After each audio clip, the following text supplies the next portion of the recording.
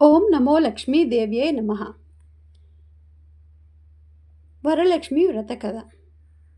సూత మహాముని సౌనకుడు మొదలైన మహర్షులను చూసి ఇలా అన్నాడు: ఓ మునీశ్వరులారా, స్త్రీలకు సర్వ సౌభాగ్యులు కలుగు వ్రతం ఒకటి పూర్వము శివుడు పార్వతీకి చెప్పాడు.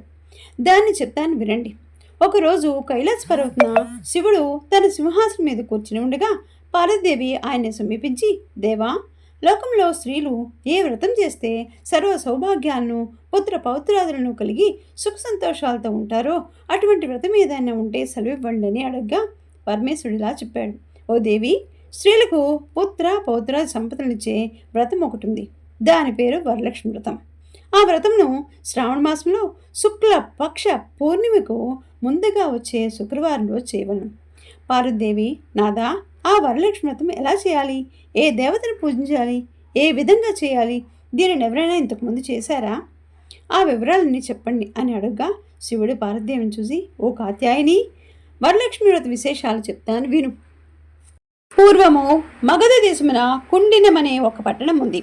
ఆ పట్టణం నిండా బంగారు ప్రాకారాలు, బంగారు గోడలు గల ఇళ్ళు ఉన్నాయి. అందులో చారుమతి అనే బ్రాహ్మణ స్త్రీ ఉన్నది. ఆమె పతియే ప్రత్యక్ష దైవంగా భావించి తెల్లవారుజాము లేచి స్నానం చేసి పతిదేవిని పువ్వులతో పూజించి ఆ తర్వాత అత్తమామలను అవసరమైన అనేక సేవలు చేసి ఇంటి పనులన్నీ ఓర్పుతో నేర్పుతో చేసుకుంటూ ఉండేది. అందరితో ప్రియంగా మితంగా మాట్లాడుతూ ఉండేది. గయ్యాలుగా కాకుండా ఇంత అణుకువగానున్న ఆ మహాపతివ్రతను చూసి మహాలక్ష్మికి ఆమె మీద అనుగ్రహం కలిగింది. ఒకరోజు ఆ మహా ఇల్లాలకి కల్లో ప్రత్యక్షమై మహాలక్ష్మి ఇలా చెప్పింది: ఓ చార్మతి, నేను వరలక్ష్మీదేవిని. నీ నడవడికి చూసి నాకు నీ మీద అనుగ్రహం కలిగి నీకు ప్రత్యక్షమయ్యాను. శ్రావణ మాసంలో శుక్ల పక్ష పూర్ణిమకు ముందుగా వచ్చే శుక్రవారం రోజు నువ్వు నన్ను పూజించితే నీకు కోరిన వరాలు ఇస్తాను. అలా ప్రత్యక్షమైన అమ్మ వారిని చూసి ఎంతో మురిసిపోయిన చార్మతి దేవి కల్లోనే వరలక్ష్మీదేవికి ప్రదక్షిణ నమస్కారం చేసి, నమస్తే సర్వలోకానాం జనన్యే పుణ్యమూర్తయే శరణ్యే త్రిజగద్వంద్యే విష్ణు వక్షస్థలాలాయే అనే అనేక విధముల స్తోత్రములు చేసింది. ఓ జగజ్జనని, నీ కటాక్షము కలిగితే జనులు ధన్యులవుతారు, విద్వాంసులవుతారు, సకల సంపన్నులవుతారు. నేను పూర్వజన్మల్లో చేసిన పూజాఫలం వల్ల నీ దర్శనం నాకు కలిగింది అనగా వరలక్ష్మీదేవి సంతోషం చెందింది. ఆ వెంటనే మెలకువ వచ్చి నాలుగు వైపులా చూస్తే చారుమతికి వరలక్ష్మీదేవి కనబడలేదు. అప్పుడు ఆమెకు అర్థమైంది తాను కలగన్నానని. వెంటనే భర్తకి అత్తమామలకి లేపి చెప్పగానే వాళ్ళు చాలా సంతోషించారు. ఈ స్వప్నం కూడా ఉత్తమమైనది. దేవి ఆనంద ప్రకారము నువ్వు తప్పకుండా ఈ వ్రతం చెయ్యి అన్నారు. చారుమతి తన ఇరుగు పొరుగున్న స్త్రీలందరికీ కూడా ఈ విషయం చెప్పింది. చారుమతి ఎంతో ఉత్కంఠతో శ్రావణ మాసం ఎప్పుడు వస్తుందా అని ఎదురు చూడసాగారు. వారు ఎంత ఎదురు చూసినా పౌర్ణమి ముందు శుక్రవారం రానే వచ్చింది. ఈరోజు కదా వరలక్ష్మీదేవి చెప్పిన రోజుని ఎంతో ఉత్సాహంతో చారుమతి మొదలగు స్త్రీలందరూ పూజకు ఉపక్రమించారు. ప్రాతకాలమే లేచి తలారా స్నానం చేసి పట్టుబట్టలు కట్టుకున్నారు. చారుమతి ఇంట్లో అందరూ చేరారు. అక్కడ ఒక ప్రదేశంలో గోమయంతో అలికారు. ఒక మంటపం ఏర్పాటు చేశారు. దాని మీద ఒక ఆసనం వేశారు.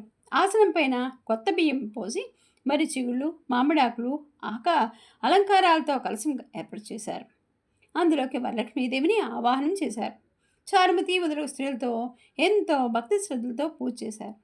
పద్మాసనే పద్మకరే సర్వలోకైక పూజితే నారాయణ ప్రియ దేవి సుప్రీత భవ సర్వదా అను ఈ శ్లోకంతో ధ్యాన ఆవాహన షోడశోపచారి పూజ చేశారు. 9 సూత్రములు గల తోరాన్ని కూడా కుడి చేతికి కట్టుకున్నారు. వరలక్ష్మీదేవికి అనేక రకమైన పిండి వంటలు చేసి నైవేద్యం పెట్టారు. దాని తర్వాత ప్రదక్షిణ చేస్తుండగా ఆ స్త్రీలందరికీ గల్లు గల్లుమని శబ్దం వినబడింది. వెంటనే తమ కాళ్ళను చూసుకుంటే గజ్జలు మొదలైన ఆభరణములు కనిపించాయి. చారుమతి మొదలైన స్త్రీలంతా వరలక్ష్మీదేవి కృపా కటాక్షంలో కలిగాయని ఎంతో మురిసిపోయారు. రెండవ ప్రదక్షిణ చేయగానే చేతులకు దగదగలాడే నవరత్నాలతో కూడిన కంకణములు మొదలైన ఆభరణములు కనిపించాయి. ఇంకా వాళ్ళ ఆనందం ప్రత్యేకించి చెప్పేదేముంది. మూడో ప్రదక్షిణ పూర్తి కాగానే ఆ స్త్రీలంతా సర్వభూషణ అలంకృతులయ్యారు. చారుమతి మొదలైన స్త్రీలు ఇళ్ళన్నీ స్వర్గమయములయ్యాయి. వాళ్ళకి రథ గజ తురగ వాహనములు ప్రసాదించబడ్డాయి. చారుమతి ఇంటి నుంచి స్త్రీలు తీసుకొని పోవడానికి వారి వారి ఇళ్ళ నుంచి గుర్రాలు, ఏనుగులు, రథాలు, బండ్లు వచ్చాయి. ఆ స్త్రీలు చారుమతి కలిసి వారి చేత శాస్త్ర ప్రకారం పూజ చేయించిన బ్రాహ్మణోత్తమునికి గంధం, పుష్పం, అక్షంతలు ఇచ్చి పూజించి 12 కుడుములు వాయనమిచ్చి దక్షిణ తాంబూలం ఇచ్చి నమస్కరించారు. బ్రాహ్మణుడు వారిని ఆస్వాదించారు. వరలక్ష్మీదేవికి నైవేద్యంగా పెట్టిన పిండి వంటలను బంధుమిత్రులతో తిని తన కోసం వచ్చిన గుర్రాలు, ఏనుగులు మొదలైన వాహనాల్లో వారి వారి ఇంటికి వెళ్ళిపోయారు. వారు త్రోవలో చారుమతి భాగ్యం గురించి, తమ భాగ్యముల గురించి ముచ్చరించుకుంటూ వెళ్ళారు. లక్ష్మీదేవి తనంతట తానే స్వప్నంలో వచ్చి ప్రత్యక్షమవటం అంటే మాటల. చారుమతి ఎంత అదృష్టవంతురాలు అనుకున్నారు. చారుమతికి ప్రత్యక్షమైన విధానము తన మటుకే దాచుకొని తను ఒక్కతే పూజించకుండా తమ అందరికీ చెప్పి తమకి కూడా ఇంతటి సౌభాగ్యం కలిగజేసిన చారుమతి ఎంతటి పుణ్యాత్మురాలు.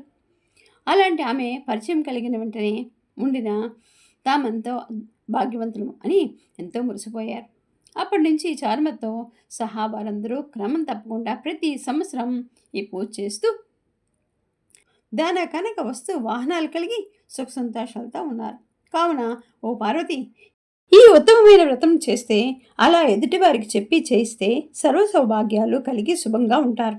ఈ కథను విన్నవారికి, చదివిన వారికి కూడా వరలక్ష్మి ప్రసాదం వలన సకల కార్యాలు సిద్ధించును అన్నాడు పరమశివుడు.